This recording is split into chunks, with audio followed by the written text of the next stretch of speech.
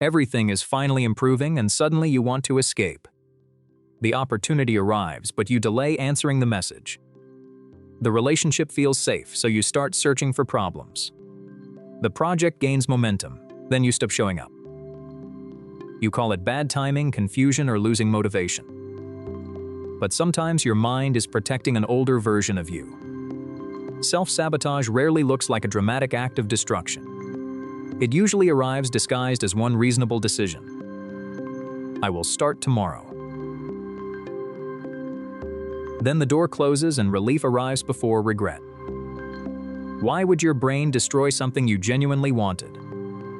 Because the brain does not always choose what feels best. Familiar pain can feel safer than unfamiliar success. It remembers what happened when you became visible, hopeful, or vulnerable. Maybe attention once brought criticism. Maybe success created pressure you could not control. Later, a good opportunity can activate an old danger map.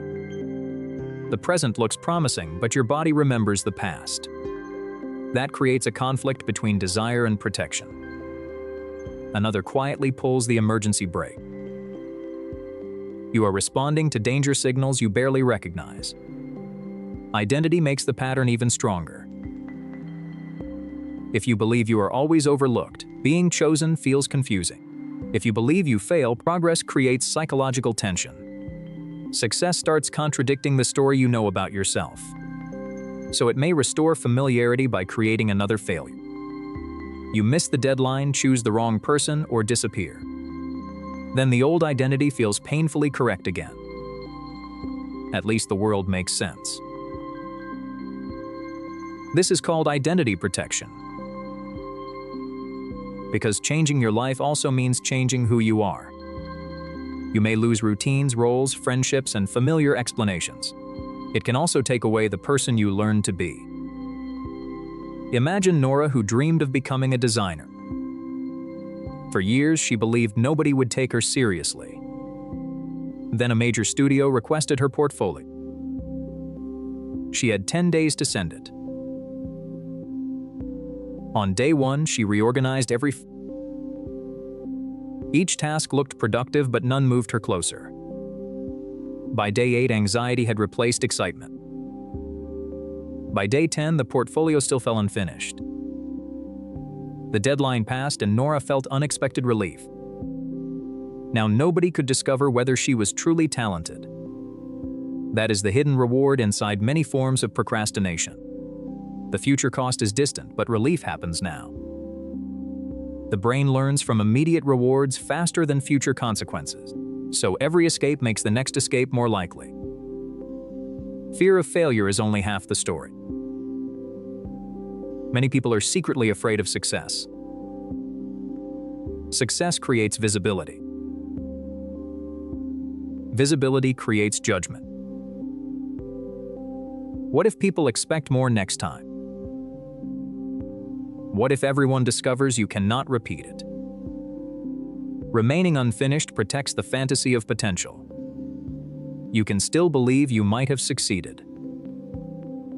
That is why perfectionism often produces incomplete work. It promises quality but quietly prevents evaluation. If nothing is finished, nothing can be rejected. But nothing can be accepted either. Relationships can activate the same protective system. Instead of relaxing, you feel suspicious. You create distance, test their loyalty, or revive old arguments. Chaos feels familiar, so peace feels emotionally incorrect. Or interpret consistency as hidden manipulation. Then you choose someone unavailable because the pattern makes sense. The pain hurts, but it confirms what love supposedly feels like.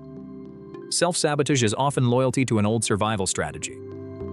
The strategy once reduced disappointment, shame, or abandonment. But protection becomes a prison when danger is gone. Watch for the quieter signs. You start conflicts before important celebrations. You become exhausted whenever progress requires visibility. You choose impossible standards, then criticize yourself for missing them. You wait for confidence before taking actions that create confidence. You become intensely busy with tasks that do not matter. You romanticize starting over whenever consistency becomes uncomfortable. You tell everyone your plan, then lose energy before beginning. You mistake emotional discomfort for proof you chose wrongly. The midpoint truth is simple but difficult. You may not be afraid the good thing will fail. You may be afraid it will work. Because then your excuses, identity, and hiding places must change. The solution is not attacking yourself with more discipline. Begin by identifying the exact moment sabotage appears. Does it arrive after praise, commitment, visibility, or real progress? Patterns reveal the threat your mind is predicting. Next, name the feared consequence without making it sound logical. If this works, people will expect more from me. If they love me, they can eventually leave me. Once named, the fear becomes workable instead of invisible. Then reduce the size of the next courageous action. Do not finish the entire future. Send one email. Share one draft. Keep one promise after motivation fades. Small completed actions teach the brain that progress is survivable. Separate discomfort from actual danger. A racing heart does not mean the opportunity is wrong. Create systems for the moment you normally disappear. Schedule the upload before perfection begins negotiating. Tell one trusted person what avoidance usually looks like. Remove decisions from the hour when fear feels strongest. Let praise remain in the room for 10 seconds. Notice the urge to joke, dismiss, or change the subject. Your nervous system needs practice tolerating positive attention. Finally, stop asking whether you feel completely ready. Readiness often arrives after movement, not before it. The new life will feel unfamiliar because it is new. Do not confuse unfamiliarity with a warning. Nora eventually sent her portfolio to another studio. Her hands shook and the work still felt imperfect. The studio did not reject her. They offered an interview the following morning. But the real victory happened before their reply. Self-sabotage ends when protection no longer controls direction. You can respect why the defense appeared without obeying it. The part of you that fears change is not your enemy. It simply needs evidence that growth will not destroy you. Good things may still feel dangerous at first. Stay long enough to discover whether danger is actually freedom. You can be surrounded by people and still feel completely alone. You laugh at the right moments, answer questions, and seem present. But inside you feel strangely invisible. No one has left the room, yet connection feels missing. It is not always the absence of people. Sometimes it is the absence of being emotionally known. Your brain can count faces and still detect no real safety. That is why a crowded room can feel emptier than silence. Loneliness is not measured by how many people surround you. It is measured by the distance between connection wanted and connection received. Two people can have identical social lives and feel completely different. One feels supported, the other feels unnoticed. Human beings need more than conversation. We need signs that our inner world matters to someone. We need to feel recognized, understood, and safe enough to be real. When those signals are missing, the nervous system notices. It begins asking a painful question: am I alone here? Sometimes you feel lonely because you are performing instead of connecting. You choose the version of yourself that causes the least trouble. You smile when you are tired and agree when you feel uncertain. You hide disappointment, fear, anger, and uncomfortable needs. People respond warmly to the version you presented. But their approval may not reach the person underneath. You are seen, yet the real you remains hidden. The better the performance works, the lonelier you may become. Everyone appears to like you, but you do not feel known. You may even think they would leave if they saw everything. So each successful interaction strengthens the mask. The mask protects you from rejection. But it also blocks the intimacy you are waiting for. Emotional connection requires some accurate information about who you are. If every answer is edited, others can only meet the edit. It means closeness cannot grow without small moments of honesty. Another cause is emotional mismatch. You may have people available, but not in the way you need. Someone gives advice when you need understanding. Someone makes jokes when you need seriousness. Someone changes the subject when emotions become uncomfortable. They may care, but their response still leaves you alone. Your brain remembers whether reaching out produced comfort or disappointment. After enough disappointing attempts, you may stop trying. You tell yourself that nobody understands. Then you become quieter, even around people who might listen. You expect disconnection, so you reveal less. Because you reveal less, connection stays shallow. The shallow connection confirms your original expectation. If vulnerability once led to criticism, silence may feel safe. If your needs were ignored, needing anyone may feel embarrassing. If closeness was unpredictable, trust may feel dangerous. Your nervous system learns from emotional patterns, not promises. It may react to kind people using rules learned from unkind ones. You can want connection while automatically protecting yourself from it. That conflict often feels like loneliness without an obvious cause. You may sit beside someone loving and still feel unreachable. Sometimes an old defense is keeping every door half closed. Social media can intensify the feeling. You see friendships, celebrations, vacations, and effortless laughter. Other people's lives appear full while yours feels emotionally quiet. But you are comparing your inner experience with their public evidence. You see the photograph, not the tension before it. You see the group, not who felt ignored inside it. Your brain treats visible activity as proof of belonging. Then your ordinary evening begins looking like social failure. You may scroll for connection and leave feeling more excluded. Passive observation gives social information without mutual emotional exchange.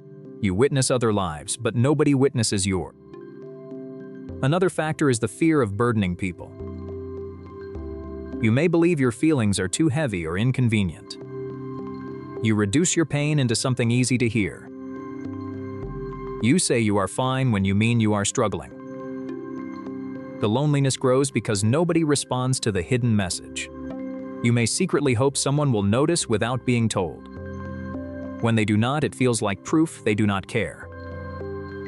But people cannot always detect what you carefully conceal. Unspoken needs can become invisible tests that others unknowingly fail. When you feel excluded, your brain becomes more alert to rejection. A delayed reply seems colder than it really is.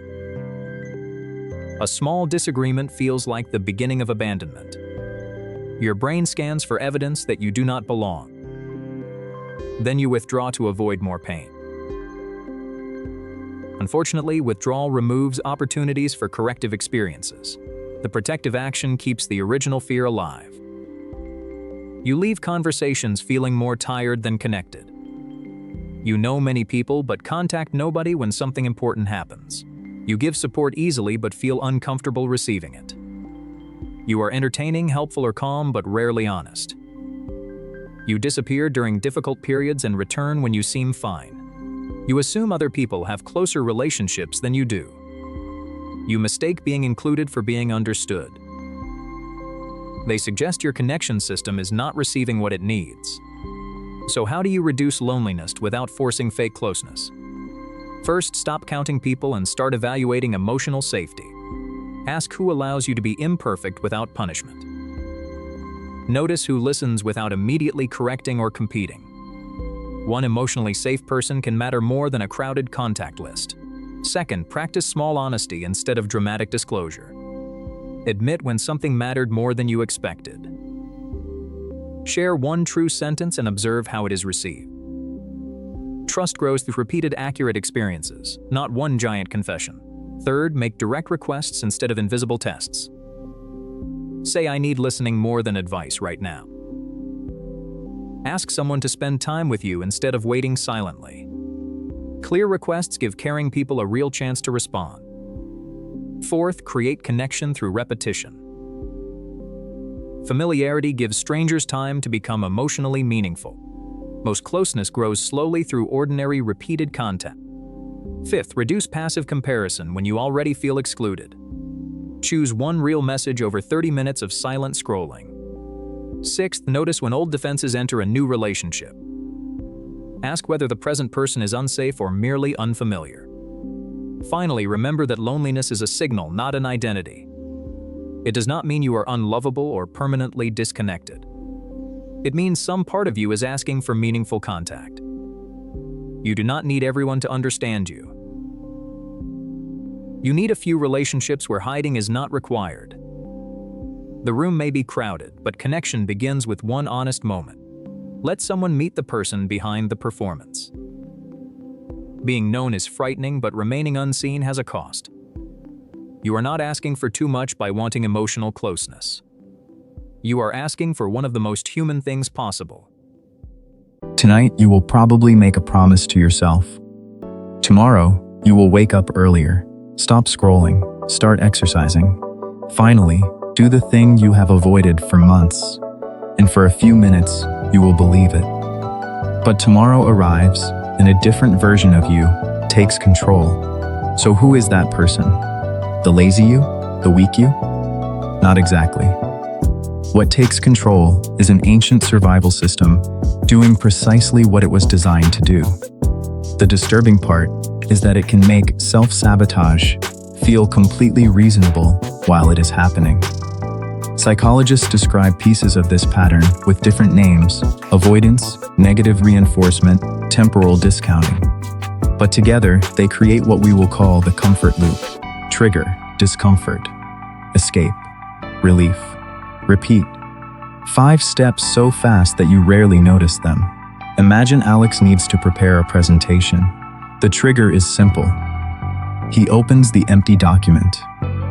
Immediately, his brain predicts uncertainty. What if the idea is bad? What if people judge him?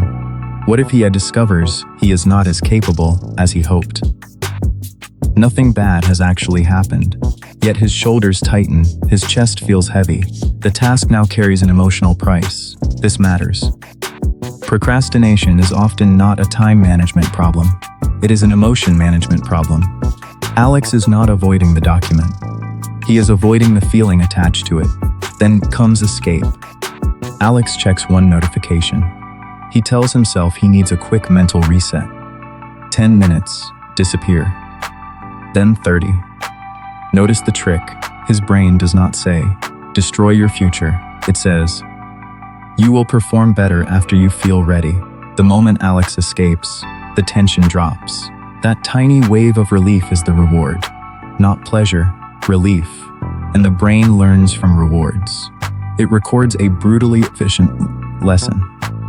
When this task creates discomfort, scrolling makes the discomfort disappear. Next time, the urge arrives faster. The pathway becomes smoother.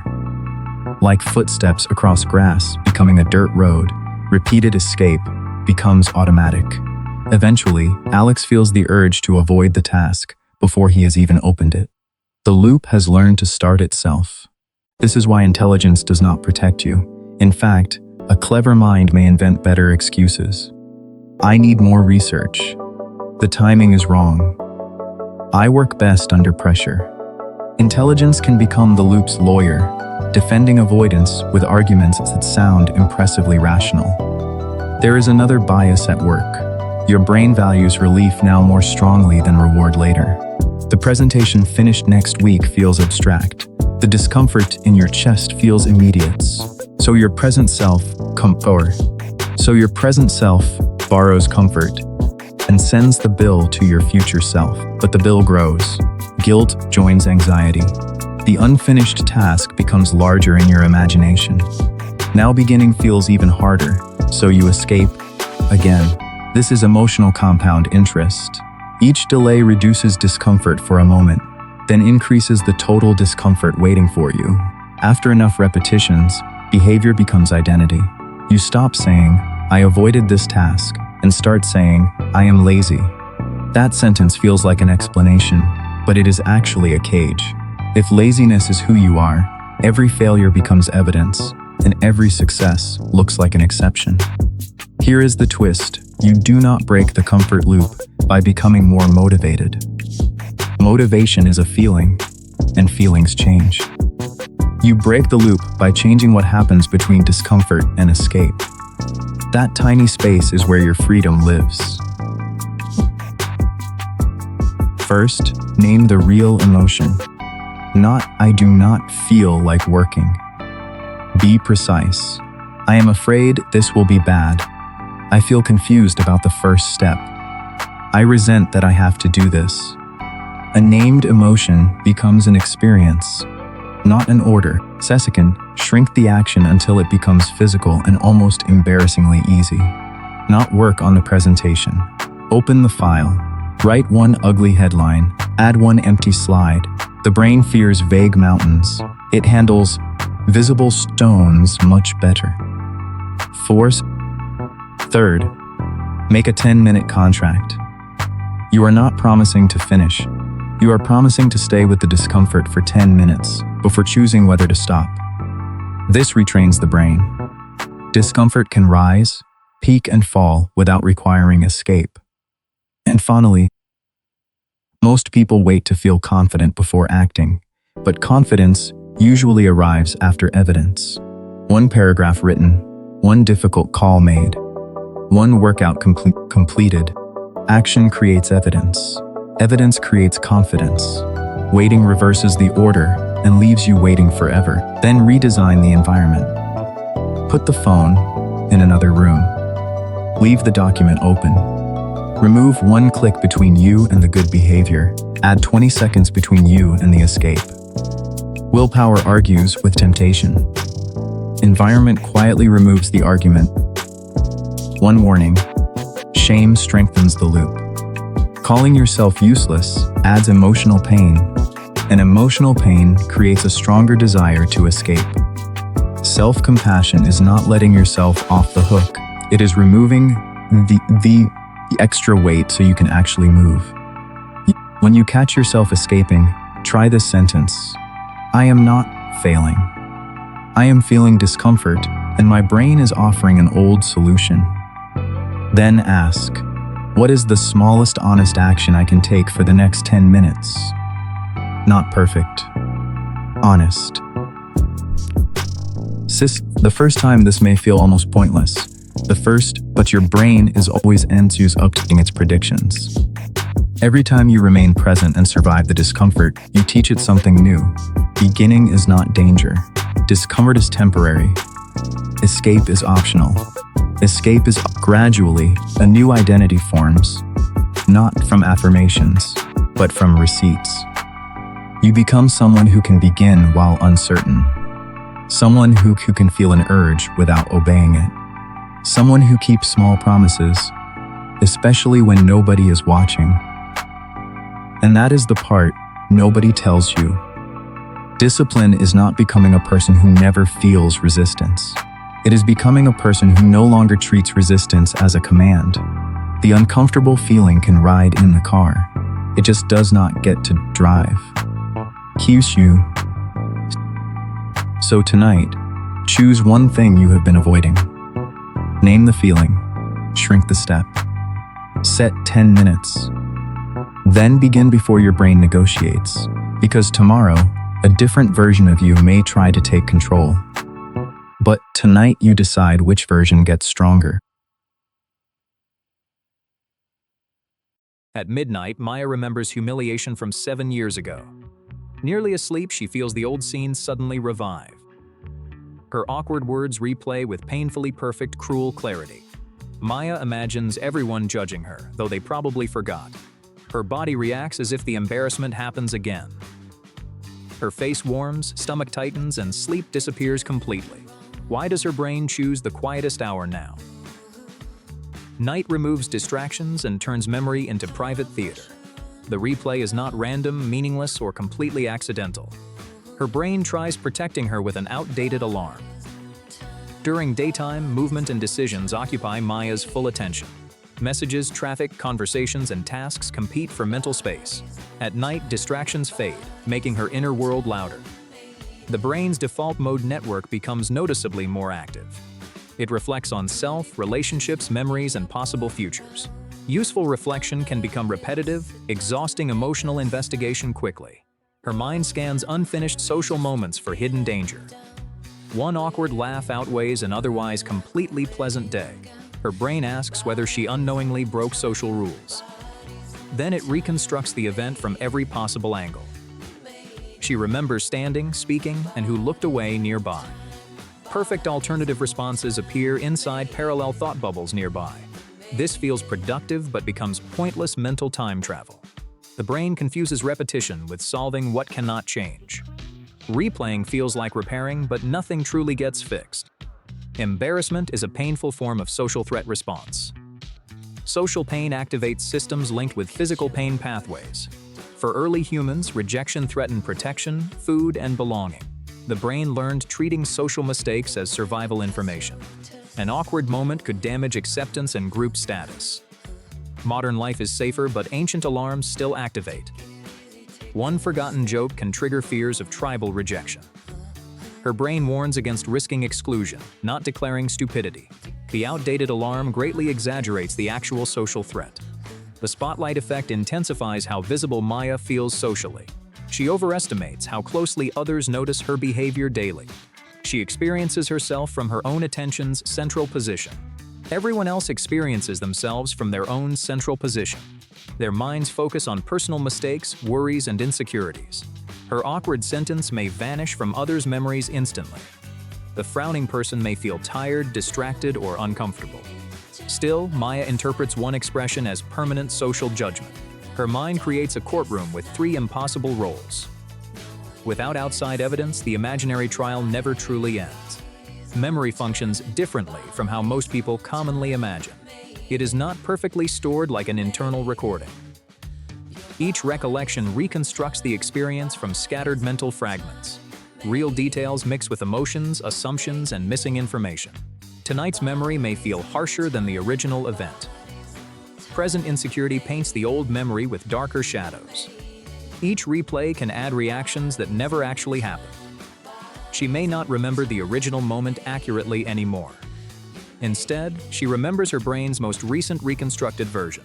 This changing process is known as memory reconsolidation today. Reactivated memories become flexible and emotionally reshapable again temporarily. Flexibility supports healing, while rumination can create distortion instead. The scene becomes sharper, darker, and increasingly personally meaningful. Another influence is the brain's powerful negativity bias system. Negative information receives greater attention than positive information usually. Compliments fade quickly, while one criticism survives for years. This bias helped ancestors remember dangers and threatening behavior. Missing pleasure was harmless. Missing danger could prove fatal. The brain stored painful events more strongly than successes. 10 normal conversations cannot silence one awkward sentence tonight. Her brain believes painful memories contain urgent survival information. It magnifies mistakes while ignoring everything she handled well. Then shame enters and changes the event's personal meaning. Guilt judges behavior, shame judges the entire person's identity. One small mistake expands into a damaged identity mirror. Instead of learning, Maya begins repeatedly attacking herself emotionally. Self-criticism resembles discipline, but often increases anxiety and avoidance. Threat narrows perspective and blocks flexible creative thinking pathways. Her attention tightens around one embarrassing detail completely alone. This narrowing creates a powerful repeating rumination loop nightly. Memory causes discomfort, and discomfort triggers deeper analysis again. More analysis strengthens emotion, making the memory feel important. Importance triggers another replay, restarting the entire painful cycle. At night, physical stillness allows the loop to strengthen. Few outside signals confirm the old danger is past. Darkness, silence, and fatigue reduce healthy emotional perspective greatly. Small worries feel enormous when her nervous system tires. A tired brain has weaker cognitive control and brakes. Emotional alarms remain active while mental brakes become weaker. Harmless memories can feel catastrophic during exhausted midnight thinking. Forcing thoughts away can make them return much stronger. The brain interprets suppression as proof of hidden danger. Then it constantly monitors whether the memory stays hidden. Monitoring requires repeatedly activating the memory inside awareness again. This creates the ironic and frustrating rebound effect immediately. The harder she resists thinking, the more thoughts multiply. Fortunately, Maya can interrupt replay without fighting the memory. First, she names what is happening in simple language. My brain is running an old social threat replay. This creates distance without denying her very real emotion. Second, separate the event from its dramatic interpretation clearly. The event was simply using one incorrect word publicly. The interpretation says everyone now considers her completely incompetent.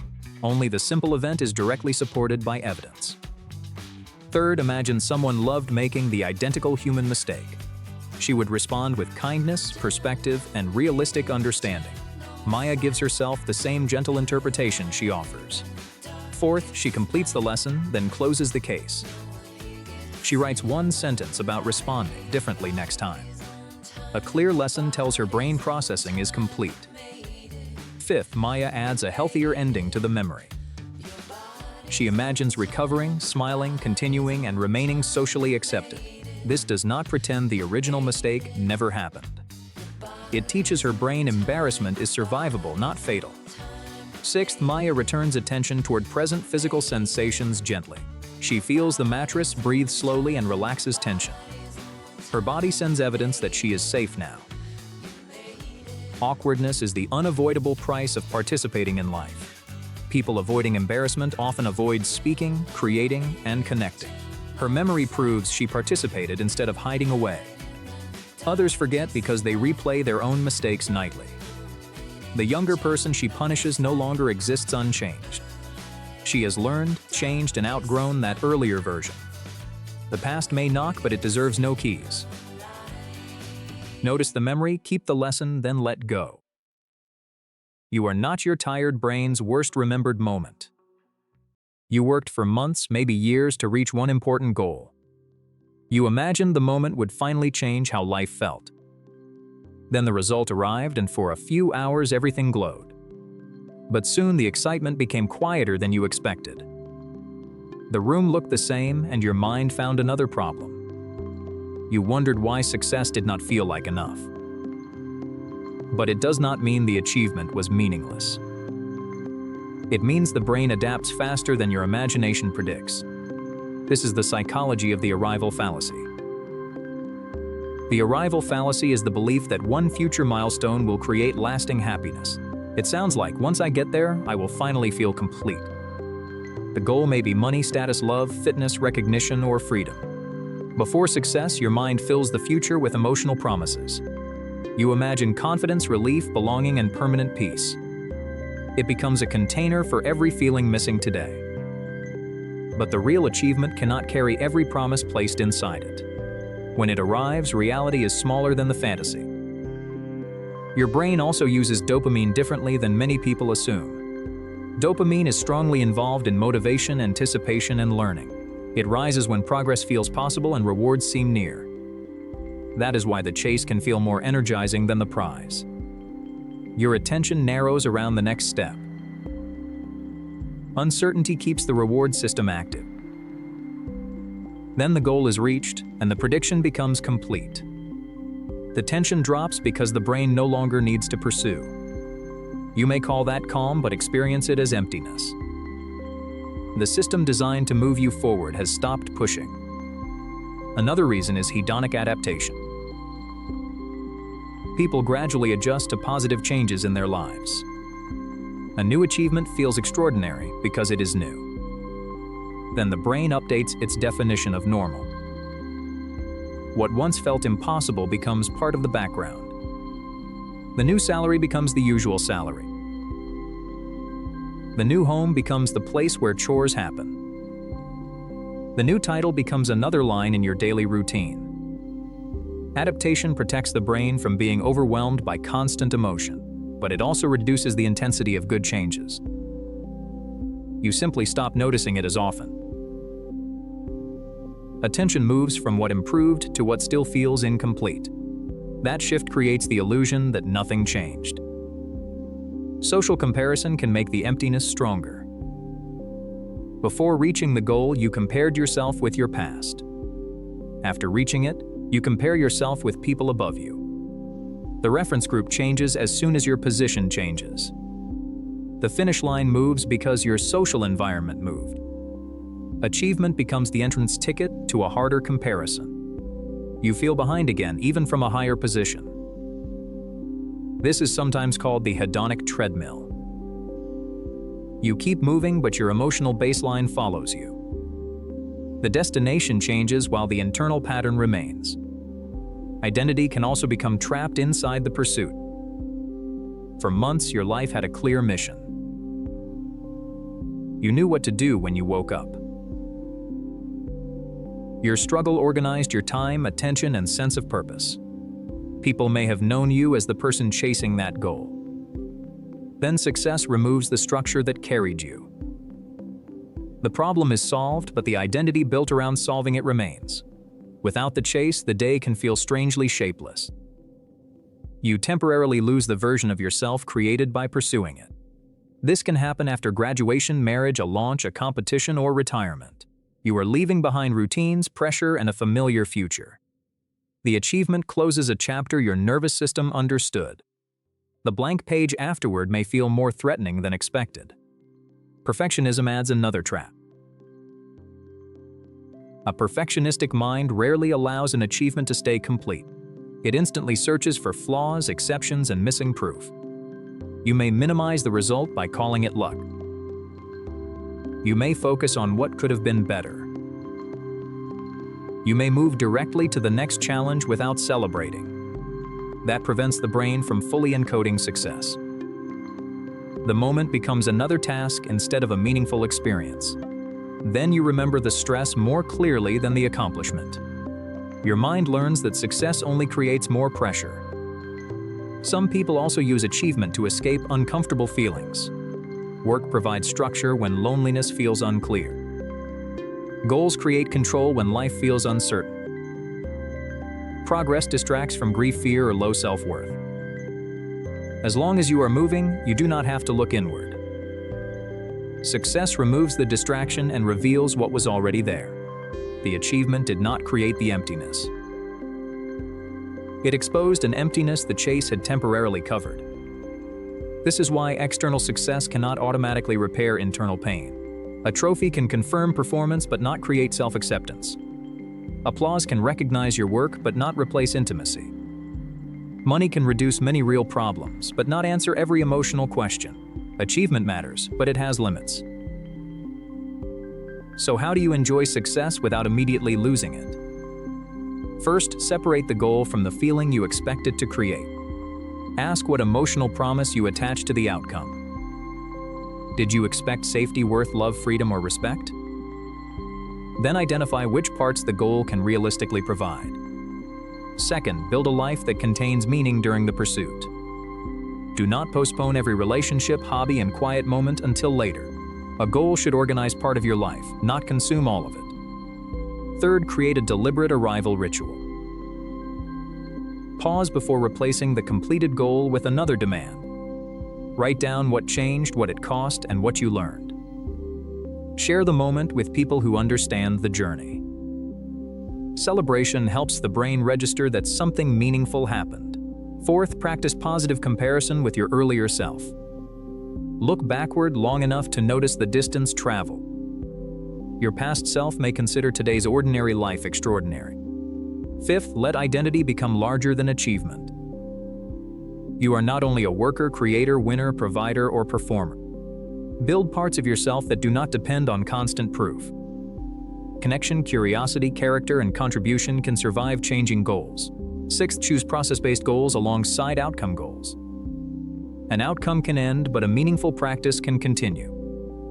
Instead of only chasing recognition, keep improving the craft. Instead of only chasing a number, build a sustainable way of living. Finally, expect adaptation without treating it as betrayal. Happiness was never designed to remain at maximum intensity. A quieter feeling can still represent a better life. Peace often feels less dramatic than pursuit. Success does not have to complete you to be valuable. It can improve one chapter without solving the entire story. Let the achievement be real without forcing it to become everything. Then choose the next direction from meaning, not panic. The goal was not a doorway into permanent happiness. It was one important step in a life that still needs to be lived. Mia finally sits down, but her mind remains busy. The room stays quiet, yet an alarm starts inside. Unfinished tasks and unanswered messages circle around her head. Rest begins feeling less restorative and more like failure. Her exhausted body relaxes while thoughts demand more proof. Proof she is useful, disciplined, and not falling behind. Mia reopens her laptop, although her attention has vanished. She calls it responsibility, though fear hides underneath professionally. Why does stillness feel dangerous when nothing is wrong? Because productivity became deeply connected with Mia's personal worth. Achievement brought praise, forming one simple internal equation gradually. Work brings approval, and approval begins feeling like safety. Eventually, that equation becomes embedded inside Mia's identity itself. She believes completing tasks is what makes her valuable. One pause button appears between her work and identity. Rest now seems to pause her worth, not activity. A quiet afternoon feels like disappearing from life's scoreboard. This painful pattern is commonly called productivity guilt today. The finish line keeps moving, making enough feel impossible. One completed task immediately creates 3 more demanding tasks. Rewards last seconds before the pressure quickly returns again. Productivity becomes a treadmill cleverly disguised as forward progress. Modern culture strongly celebrates visible effort and constant busyness. Busy people receive labels like ambitious, important, and successful. People compare overflowing schedules like trophies proving their commitment. Overwhelm sounds respectable, while resting often feels socially embarrassing. Meanwhile, Mia's recovery remains hidden behind an invisible curtain. Her brain favors actions that leave visible, measurable evidence. Emails, checkmarks, hours, and charts build a public talent. Rest protects future performance without producing an immediate trophy. This biases Mia toward short-term proof over long-term health. Family messages can quietly strengthen this guilt pattern further. Young Mia receives warmth mainly after performing very well. She learns usefulness and achievement keep love close nearby. Years later, stopping work immediately produces guilt inside her. An old lesson whispers that she must earn belonging. Rest activates fears of laziness, failure, and disappointing others. Her nervous system may also misread stillness as danger. Constant urgency trains Mia's body to expect high activation. When pressure stops, her body may not feel peaceful. Calm feels unfamiliar, so her brain searches for problems. Then it creates tasks, worries, or imagined future emergencies. Mia thinks she cannot relax because work remains unfinished. Sometimes she creates more work because relaxation feels unsafe. The Zeigarnik effect makes unfinished tasks mentally stay active. Unfinished tasks often glow brighter than completed ones mentally. During rest, those signals become easier to hear clearly. One unfinished email can invade her entire peaceful evening. Then perfectionism arrives, carrying an impossible measuring ruler everywhere. There is always another improvement, detail, or future risk. Rest feels undeserved because standards stay permanently unreachable anyway. Her body rests while her mind stands inside work. Social comparison multiplies Mia's guilt through her glowing phone. She sees someone launching a successful business online today. Another person appears exercising before sunrise every morning consistently. Someone else seems to learn, travel, and succeed simultaneously. Mia compares polished highlights with her most exhausted moment. Suddenly, recovery looks weak instead of necessary and healthy. She cannot see their support, debt, exhaustion, or editing. Her brain turns their images into judgments about pace. Rest becomes proof she is losing an invisible rate. Several common warning signs reveal this productivity guilt clearly. Mia feels anxious during free time without knowing why. She turns hobbies into goals, into improvement projects. Entertainment feels wasteful, so educational content becomes compulsory instead. Mia checks work messages during meals, weekends, and conversations. She apologizes for sleeping, pausing, or changing her plan. A completely full calendar creates temporary emotional relief inside. Other people's guilt-free relaxation can make Mia feel irritated. Their ease challenges rules she has followed for years. Mia creates unnecessary chores before allowing herself simple pleasure. First clean, answer everything, and prepare for tomorrow completely. Only after finishing everything may she finally rest briefly. But tomorrow always creates another condition before rest begins. Eventually, this pattern damages productivity it tries protecting most. Chronic pressure reduces attention, creativity, memory, and decision quality. An exhausted brain works longer while producing increasingly less. Small tasks become heavier, increasing procrastination and avoidance behaviors. Then guilt grows because Mia continues avoiding necessary work. More guilt creates pressure, and pressure creates deeper exhaustion. Burnout does not prove how deeply Mia truly cared. It often means recovery arrived much too late instead. So how can Mia rest without feeling like failure? First, redefine rest as part of every work cycle. Muscles grow during recovery, not during moments of strain. Memory strengthens when the brain receives quiet processing time. Creative solutions often appear after attention releases the problem. Rest and progress are connected, not opposing forces ever. Recovery is a biological condition making real progress possible. Second, give every rest period clear boundaries and structure. Undefined breaks can feel like completely losing personal control. Choose 30 minutes one evening or a calming ritual. Structure helps anxious brains experience rest as intentional recovery. Third, close small mental loops before stopping work completely. Write unfinished tasks instead of carrying them mentally everywhere. Choose each next action and when work will resume. This tells the brain tasks are stored, not abandoned. Fourth, notice the voice accusing Mia of being lazy. Ask whose voice it resembles and what it prevents. It may guard against criticism that no longer exists. Thank the alarm, but never surrender complete control again. Fifth, practice activities without any measurable outcome attached whatsoever. Walk freely without tracking distance, speed, or calories today. Draw something privately that nobody will ever see online. Listen to music without converting it into self-improvement work. Let small pleasures exist without becoming public evidence afterward. 6, measure energy instead of tracking only visible output. Ask whether today's pace supports tomorrow's continuing Sustainable days may look modest but build stronger lives.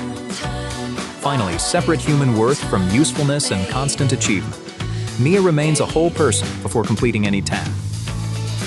She remains worthy with full inboxes and low energy. Rest does not make Mia less ambitious or capable. It teaches ambition how to survive for much longer. The goal is not earning permission for every pause.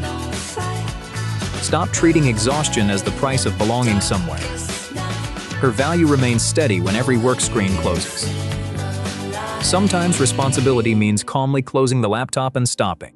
Let the body recover before shutdown becomes unavoidable entirely. Mia may rest before exhaustion becomes impossible to ignore. You enter a room and immediately wonder who approves of you. One person smiles and your body.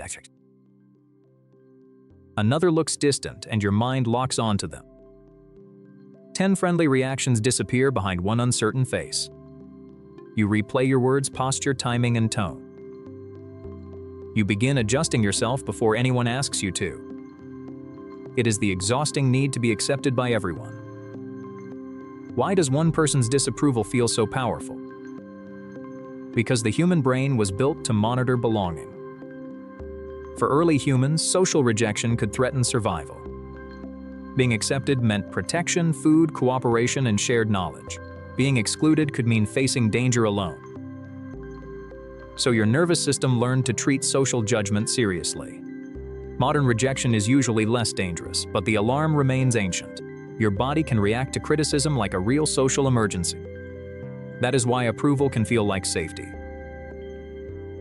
Children study adults to learn which behaviors keep connection close. One child receives warmth when they are quiet and helpful. Another is praised mainly for winning, achieving, or behaving perfectly. A third learns that disagreement creates tension or withdrawal. The brain turns these experiences into invisible rules. Do not disappoint people. Become useful enough that nobody leaves. These rules may once have protected an important relationship. You begin treating every interaction like an emotional performance. You scan the room before deciding which version of yourself to show. With one person, you become funny. With another, endlessly capable. Your personality changes to reduce the chance of rejection. But it can also make you feel emotionally homeless. Everyone meets a version of you, but nobody meets the whole person. Approval reaches the mask while your real self stays uncertain. You may receive compliments and still feel fraudulent. You think they only like the person you performed. So you work harder to maintain the image. This creates approval addiction. Approval gives a short burst of relief. Relief fades and uncertainty quickly returns. Then you search for another compliment, invitation, or reassuring message. Your self-worth becomes dependent on external signals. A delayed reply can lower your mood. A small criticism can erase an entire successful day. A stranger's opinion can feel more important than your own experience. Your brain begins outsourcing identity to the crowd. Likes, views, reactions, and follower counts become visible approval signals. The numbers create the illusion that acceptance can be calculated. Then ordinary silence starts feeling like public failure. You may post something honest, then immediately question it. You edit, delete, repost, and monitor every reaction. The content matters less than what the response seems to say about you. You see people who appear more attractive, confident, successful, or loved. Their public image becomes evidence against your private self. You assume they are naturally accepted while you must earn every place. But you are comparing their presentation with your inner uncertainty. The comparison is structurally unfair from the beginning. Approval seeking also changes decision-making. You stop asking what you actually want. You ask what choice will disappoint the fewest people. Your life becomes organized around avoiding other people's discomfort. But kindness and self-erasure are not the same. People-pleasing is often fear trying to look generous. You say yes before checking your energy. You apologize when you have done nothing wrong. You explain simple boundaries as if defending yourself in court. You accept unfair behavior because confrontation feels dangerous. If someone is disappointed, you assume you failed. If someone is quiet, you search for what you did wrong. If someone disagrees, you feel pressure to repair the connection immediately. This creates a constant emotional workload. You rehearse messages repeatedly before sending them. You change opinions depending on who is listening. You feel guilty after saying no. You overcommit, then secretly resent the people you agreed to help. You avoid sharing good news because someone might feel uncomfortable. You hide problems because you do not want to seem difficult. You need reassurance after normal conversation. You feel responsible for keeping every room emotionally comfortable. You are more afraid of being disliked than of abandoning yourself. Resentment builds because your needs keep losing. Relationships become unequal because others learn you will always adjust. Decision-making becomes exhausting because every choice has an imaginary audience. Your confidence weakens because you rarely practice trusting yourself. And eventually, you may not know what you want without feedback. So how do you stop needing universal approval? First, accept the mathematical impossibility of being liked by everyone. Being honest will please some and disappoint others. Disapproval is not always evidence of wrongdoing. Sometimes it is simply evidence that two people are different. Second, separate discomfort from danger. Someone can be unhappy with your boundary while the relationship remains safe. Let their reaction exist without immediately fixing it. Your nervous system learns through surviving small moments of disapproval. Third, delay automatic agreement. Replace immediate yes with time to think. Even a short pause returns choice to your body. Fourth, build an internal reference point. Ask what you believe before checking what everyone else believes. Write down your values, limits, needs, and priorities. Use them as a compass when reactions become loud. Fifth, practice being accurately known. Share one honest preference even when it differs from the group. Let trusted people see uncertainty instead of constant competence. Real intimacy requires enough truth to create a real relationship. Sixth, stop over-explaining normal boundary. A respectful no does not require a courtroom argument. Clear language feels uncomfortable at first because it removes performance, but clarity is kinder than resentful agreement. Finally, choose whose opinions deserve influence. Feedback from everyone is not equally informed, caring, or relevant. Give weight to people who know your values and want your growth. Let random judgment remain random. You do not become cruel when you stop managing every reaction. Some people may like you less when you stop performing. But the people who remain can finally know who stayed. The goal is to stop disappearing for their approval. You are allowed to be kind without being controlled. You are allowed to disappoint someone without becoming a bad person. Being liked feels good, but being real creates a life you can inhabit. Not everyone will approve of that life. But for the first time, you might.